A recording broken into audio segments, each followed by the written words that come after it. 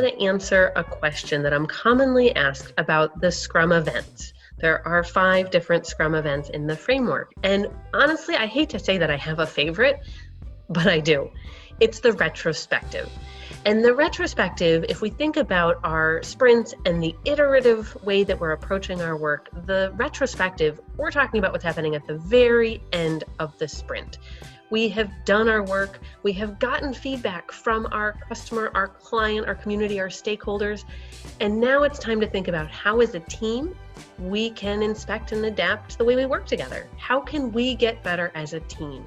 That's what we're trying to focus on during the retrospective.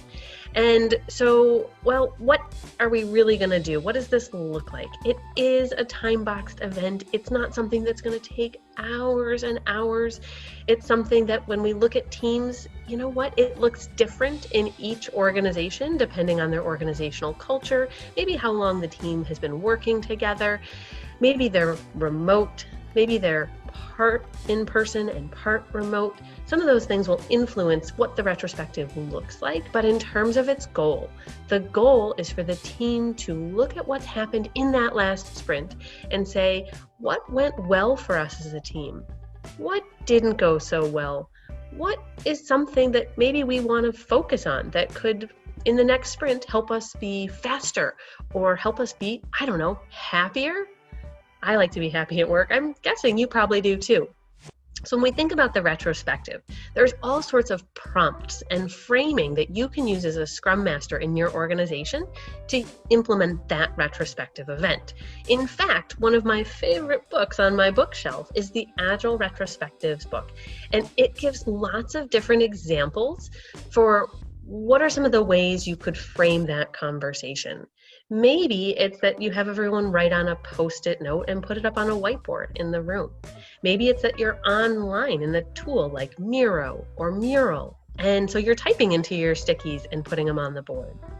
Maybe it's that starfish retrospective that you like. It looks like a starfish all spread out, so you get 5 different sections. What should we keep doing? What should we do less of? What should we do more of?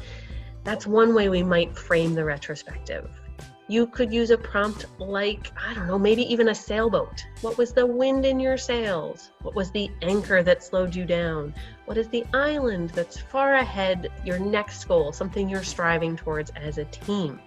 There's no right or wrong prompt for your retrospective, as long as it's a retrospective prompt that creates a space of psychological safety, that engages your team, that works for you.